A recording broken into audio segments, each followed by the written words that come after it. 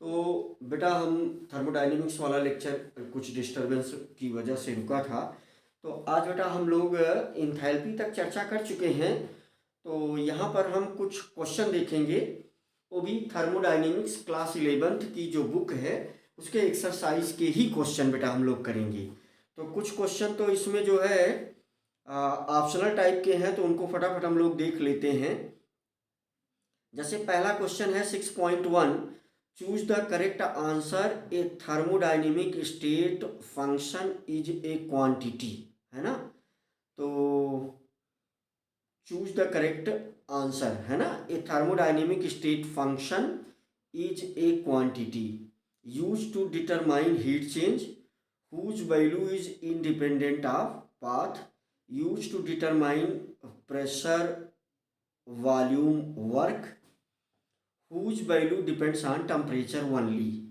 तो बेटा बहुत छोटी बात है ये, और मुझे लग रहा है कि बच्चे जानते भी होंगे, समझते भी होंगे। तो पहला क्वेश्चन, थर्मोडायनेमिक स्टेट फंक्शन जो है वो पाथ पर डिपेंड नहीं करता। तो इसमें जो चार ऑप्शन दिया गया है, सेकंड ऑप्शन जो है वो करेक्ट आंसर होगा, whose value is independent of path. ठीक है बेटा।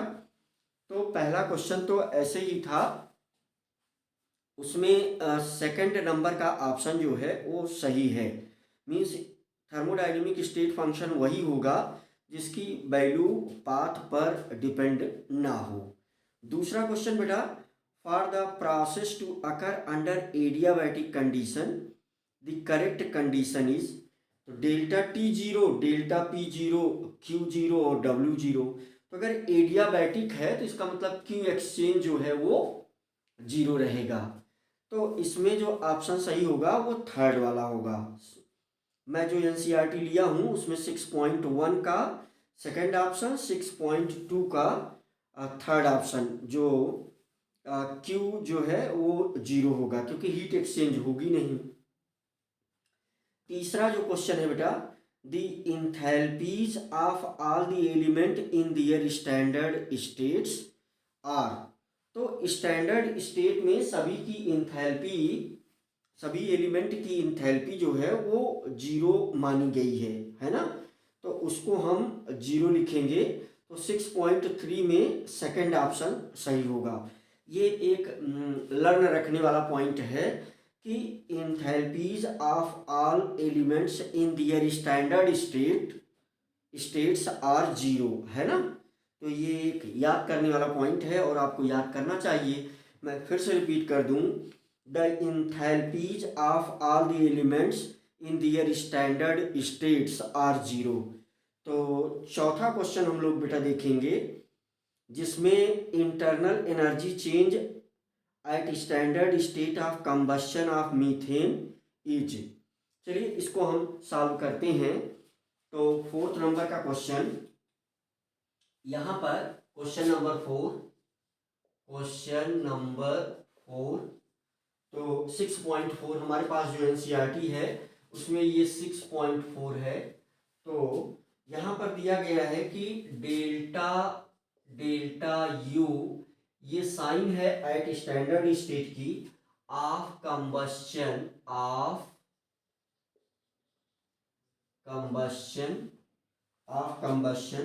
मीथेन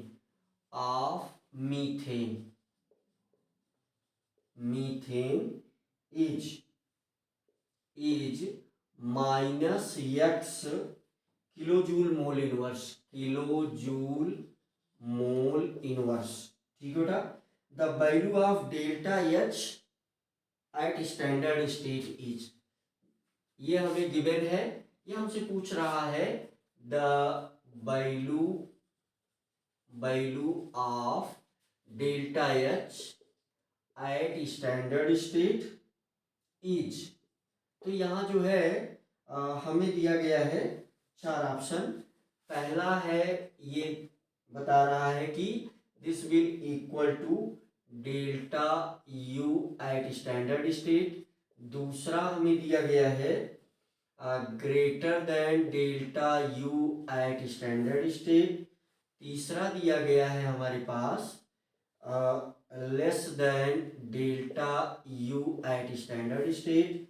फिर चौथा ऑप्शन दिया गया है हमारे पास, चौथा फोर्थ ऑप्शन ये दिया गया है 0 इक्वल टू 0। तो इसको हम सॉल्व भी कर लेते हैं। तो यहाँ से आप देख लें, बहुत सिंपल छोटा सा क्वेश्चन। तो जैसे हमारे पास फार्मूला क्या है, सॉल्यूशन इसका देख लें आप, छोटा सॉल्यूशन है इसका सॉल्यूशन। तो जैसे अगर हम मीथेन का कंबशन करें CH4 प्लस O2, तो हमें पता है कि ये CO2 प्लस H2O लिक्विड में कन्वर्ट होगा, है ना। तो ये भी गैसियस स्टेट में है, ये भी गैसियस स्टेट में है, ये भी गैसियस स्टेट में है। हमारे पास फार्मूला क्या होता है, delta H at standard state is equal to delta U at standard state plus delta N G R T. तो एन जी आर टी की जो वैल्यू है, delta N G is equal to number of moles of product minus number of moles of reactant in gaseous state. ये किस में होना चाहिए बेटा, ये होना चाहिए in gaseous state. Gaseous state वाला ही हम कंसीडर करेंगे, जो गैसियस स्टेट में नहीं है उसे हम कंसीडर नहीं करेंगे। रिएक्शन को पहले बैलेंस करना पड़ेगा। तो यहाँ से 2 ऑक्सीजन, यहाँ से 3 ऑक्सीजन, है ना, यहाँ से 2 ऑक्सीजन और यहाँ से 3 ऑक्सीजन। तो यहाँ प्लस मीन्स 2 + 1 3 ऑक्सीजन खर्च हुआ है, तो 3/2 से यहाँ हम मल्टीप्लाई कर देंगे। तो ये अभी रिएक्शन आपकी क्या हो गई, बैलेंस हो गई। सॉरी नहीं बैलेंस हुई, क्योंकि हाइड्रोजन इम्बैलेंस हो गया, तो फिर इसे भी हमें मिटाना ही पड़ेगा। यहाँ हम 2 लगा देंगे तो हाइड्रोजन बैलेंस हो जाएगा। अब 4 ऑक्सीजन खर्च हुई है, तो यहाँ सीधा सीधा 2 लगाना होगा, तो 4 ऑक्सीजन भी हो गई। अब ये चीज़ हमें मिल गई, है ना। तो यहाँ से बहुत ही बेसिक सा ये क्वेश्चन, तो यहाँ से आप देख लें हम लोग क्या करेंगे। तो तो एनजीआरटी डेल्टा एनजी को हमें कैलकुलेट करना है, जो कि गैसियस स्टेट को ही कंसीडर करना है। देखिए ये लिक्विड स्टेट में है, तो इसके नंबर ऑफ मोल हम कंसीडर नहीं करेंगे। तो यहाँ से रिएक्टेंट में सॉरी प्रोडक्ट में केवल एक ही आ रहा है, और रिएक्टेंट में नंबर ऑफ मोल जो है 2 + 1 3 आ जाएगा। तो ये वैल्यू हमारे पास कितनी आ जाएगी, 1 - 3। तो ये वैल्यू आ जाएगी -2। और इस रिएक्शन को अगर हम पूरा कर दें, क्योंकि ये -x किलो जूल, तो इसको अगर हम जरा सा और थोड़ा सा हम लिख दें यहाँ पर, तो इसकी मीनिंग क्या होती है, इसकी मीनिंग ये है कि यहाँ पर ये हमारे पास क्या है, plus x kilo joule mole inverse, ये इसकी मीनिंग है जो ऊपर क्वेश्चन दिया गया है। तो इसी वजह से इसके लिए यहाँ चूंकि साइन जो रहता है उसी का अपोजिट साइन लिया जाता है। और डेल्टा यू देने का सेंस क्या है कि जो ये कंबशन हो रहा है एट कांस्टेंट वॉल्यूम पर हो रहा है, तो इसीलिए डेल्टा यू स्टैंडर्ड स्टेट जो ये वैल्यू दी गई है वो -x kilo joule mole inverse given है। तो हम अपने फार्मूले में इसको सब्स्टिट्यूट कर देंगे। तो ऐसा करने से हमें क्या मिलने वाला है, यहाँ से आप देख लें, तो ये हो जाएगा हमारे पास delta H at standard state, और इसकी वैल्यू यू की वैल्यू कुछ x गिवन ही है, तो हम यहाँ पर क्या लिखेंगे, means is equal to delta U जिसकी वैल्यू हमें पता है कि वो x है। अब यहाँ ये माइनस साइन के साथ लिखा जाएगा -2RT। तो यहाँ से हम चूंकि हमसे कोई वैल्यू और डेटा तो हमें गिवन नहीं है, बस ये जानना चाहता है कि डेल्टा एच या डेल्टा यू में कौन बड़ा होगा कौन छोटा होगा। तो यहाँ से आप देख लें कि डेल्टा यू से हम कुछ चीज़ें घटाते हैं तब डेल्टा एच पर पहुँचते हैं। तो इसका मतलब डेल्टा यू बड़ा है, तो delta U is greater than delta H. The value of delta H at in standard state is less than, है ना, is less than delta U, क्योंकि इसमें से जब हम कुछ घटाएंगे तब ये मिलेगा। तो यहाँ से हमारा जो ऑप्शन है वो ये वाला सही हो जाएगा, है ना। Delta U at standard state क्या है, ग्रेटर है। अगला सवाल, ये 4 नंबर का क्वेश्चन था। 5th नंबर का क्वेश्चन हम करते हैं। तो 5 नंबर के क्वेश्चन में बेटा इसमें दिया गया है the enthalpy of combustion of methane, graphite, है ना, और डाई हाइड्रोजन, ये सब चीज़ें है ना गिवन है एट 298 केल्विन पर। ये दिया गया है हमको 890.3 किलो जूल मोल इनवर्स, और ये -393.5 किलो जूल मोल इनवर्स, और ये नेक्स्ट भी गिवन है रिस्पेक्टिवली। तो ये हमसे पूछ रहा है enthalpy of formation of CH4 gaseous state will be. तो हमें जो है फाइनली इस क्वेश्चन को सॉल्व करना है। तो हमें कुछ चीज़ें दी गई हैं, आइए फटाफट हम इसको सॉल्व करते हैं। तो हमें जो चीज़ें गिवन हैं, हमें कुछ चीज़ें 6.5 जो क्वेश्चन है उसको पढ़ करके ये लिखने आपको आना चाहिए क्वेश्चन नंबर 5 का सल्यूशन, है ना। तो वो क्या गिवन है हमें, पहले हम क्या करेंगे, मीथेन का कंबशन करेंगे, है ना। तो मीथेन का कंबशन करेंगे तो ये है हमारे पास मीथेन किस स्टेट में पाया जाता है, गैसियस स्टेट में। मीथेन हमारे पास किस में रहता है, गैसियस स्टेट में। तो हम इसका कंबशन करेंगे। अभी आपने देखा ट्वाइस O2 गिव्स क्या हमारे पास बन रहा है, हमारे पास बन रहा है CO2 प्लस, ये हमारे पास बन रहा है ट्वाइस H2। तो यहाँ इसका जो कंबशन, इंथैल्पी ऑफ कंबशन ये गिवन है -890.3। यहाँ तो प्लस में हो जाएगा, तो प्लस, क्योंकि जो साइन दिया रहेगा उसका अपोजिट लिखा जाएगा 890। अब हम यूनिट नहीं लिखेंगे, यूनिट लास्ट में लिखेंगे क्योंकि सब किलो जूल मोल इनवर्स में गिवन है। तो 890.3 ये गिवन है, तो इसीलिए ये दिया गया है। चलिए लिख दिया किलो जूल मोल इनवर्स में। तो इसीलिए डेल्टा एच की वैल्यू पॉजिटिव में दी गई है, सॉरी निगेटिव में दी गई है। तो यही वैल्यू सेम उठा करके यहाँ पर निगेटिव में रख दी जाएगी, ठीक है। दूसरा हमारे पास दिया गया है ग्रेफाइट, है ना। तो सी ग्रेफाइट, तो ये हमारे पास O2, तो ये क्या बनाने वाला है, CO2 बनाने वाला है। यहाँ भी माइनस में ही दी गई है 393.5। तो ये है हमारे पास 393.5, यूनिट सेम है। तो इसीलिए यहाँ पर भी डेल्टा एच जो है वो निगेटिव में दिया गया है, सेम वैल्यू। और हमें क्या दिया गया है, डाई हाइड्रोजन। डाई हाइड्रोजन का मतलब H2 का कंबशन जब हम करेंगे तो यहाँ से जो बनेगा, यू कैन से, अगर हम नॉर्मली सीधा सीधा ये गिवन है half H2, sorry H2 plus half O2, यहाँ पर हम हाफ लगा देंगे। तो H2 का ये हमें गिवन है, ये बनेगा आपका H2O, और फिर माइनस में दिया गया है तो प्लस में लिखेंगे 285.8, 285.8। इसीलिए इसके लिए भी डेल्टा एच किसमें दिया गया है, नेगेटिव में दिया गया है।